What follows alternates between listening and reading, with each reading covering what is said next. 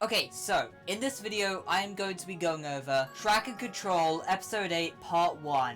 In terms of the premise, Jam goes to an abandoned conservatory to find Kamosi, but when he gets there, he is met by a major plot twist, which I will go over later in the video. In terms of the details about it, there is a really powerful monster called the Archetype, which Pony believes that the Fatal Root have access to. In terms of the origin of the Archetype, it used to be a scientist, which I'm not even going to try and pronounce the name of, but I presume that the scientist got corrupted in some kind of way, and whatever corrupted him must have taken control of his soul. And from what I can tell, the person that got corrupted really does not like being corrupted to the point where he just wants to die, to release his soul away from the corruption, until from what it seems like, what is controlling him influences him to want to kill. And from what it seems like, the Archetype escapes from the lab that it was kept in. Anyway, meanwhile, Kona asks Mr. P some questions. Also, Kona mentions that 23 scientists died when the Archetype escaped containment. Kona then mentions that Mr. P has a link to the Archetype through a remote that they found.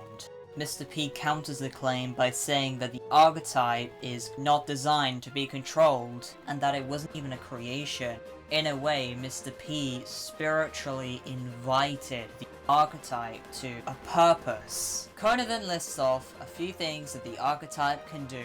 It can eat someone's memories, it can destabilize biology on a cellular level, and if that's what I vaguely think it is, then I think that's what makes it extremely dangerous. Mr. P then goes on to explain the philosophy of the Fatal Root, essentially purge the weak for evolution, which is quite interesting because in terms of evolution, I really wonder where the Piggy characters would go from where they are now. And then after Kona asks where the Archetype is, Mr. P says that it calls but doesn't go anywhere, which I don't really know what that means. Anyway, Kona learns that Kamosi is at an abandoned conservatory, so he sends Jam to that location. So when Jam and Soldier arrive near the location of the base, Soldier tells Jam that nobody else can accompany Jam, which is a little bit strange, but if a subversive plan helps in our favor, I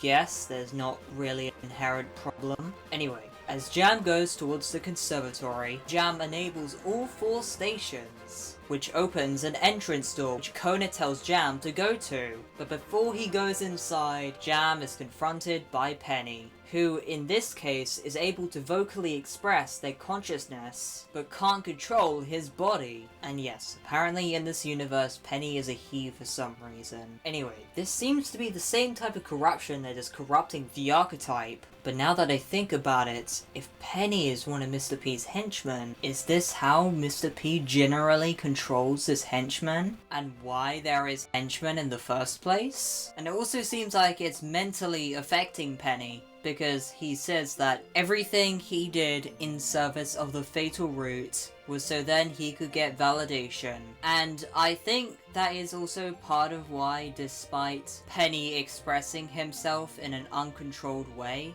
there is still part of himself that influences him to not let Jam go in that abandoned conservatory. Anyway, because of this, Penny goes in to attack Jam, but before Penny can do that, Kona explodes Penny, presumably killing him, so then Jam can go into the lab. So Jam searches for Kamosi, while being chased around, until Jam finally finds Kamosi, who has been waiting for Jam, and reminiscing on the time when the Archetype became a very powerful being, as well as honoring what the Archetype left behind by collecting every fragment of every memory that the Archetype fed on, because Mr. P wants him to. But then Badgie walks into the room, and when Jam asks why Badgie is here, Badgie reveals that he is the main leader of the Fatal Root, and it's why Badgie never assigned Jam any of the more deeper operations, because Jam would have been able to find this location on his own. And the reason why Badgie got the Metrics Agency to fight against Mr. P was to create order through chaos. Jam pulls out his gun and decides to shoot Kamosi, clearly killing him because there's a lot of blood on the floor from that wound.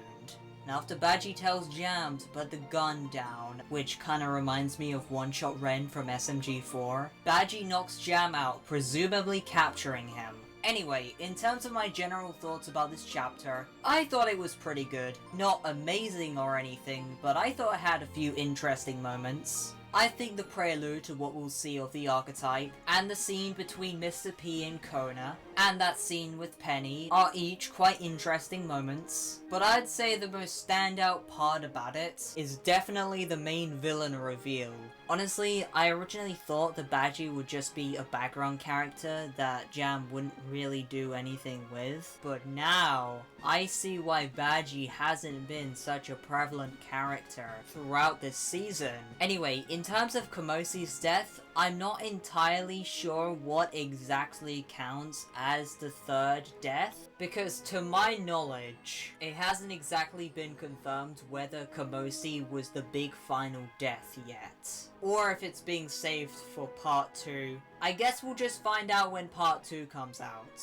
Anyway, there is also a part 2 trailer, but I don't really know what kind of input I would give on it. But anyway, what did you guys think of part 1 of the Track and Control finale? Make sure to like and subscribe, and bye!